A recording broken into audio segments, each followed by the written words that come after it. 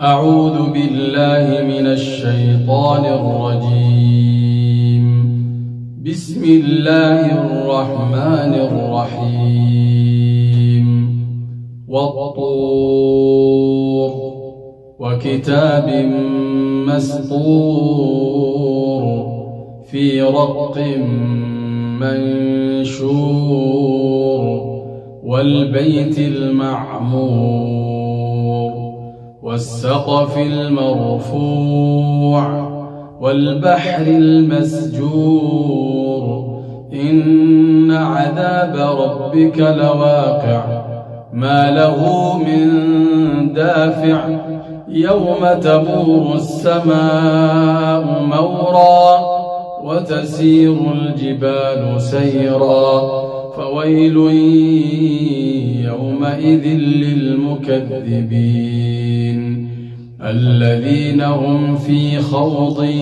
يلعبون يوم يدعون إلى نار جهنم دعا هذه النار التي كنتم بها تكذبون أفسحر هذا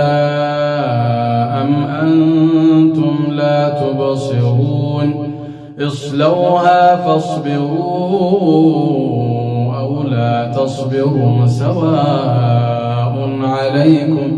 سواء عليكم إنما تجزون ما كنتم تعملون إن المتقين في جنات ونعيم فاكهين بما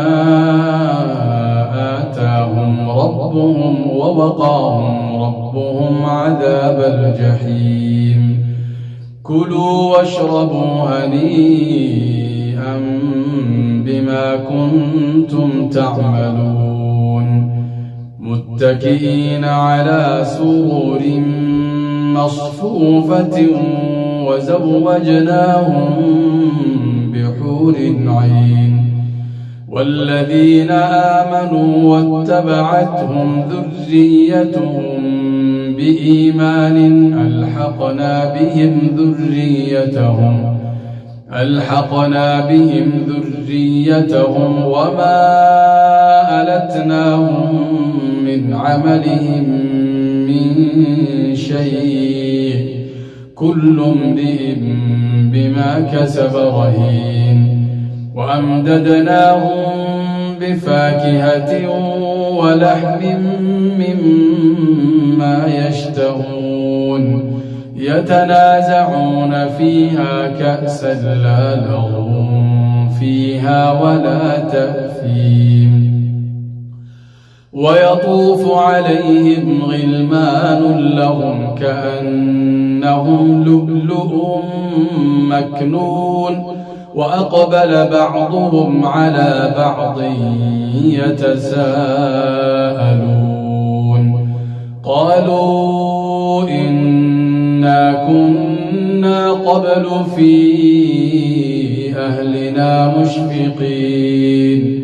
فمن الله علينا ووقانا عذاب السموم إنا كنا من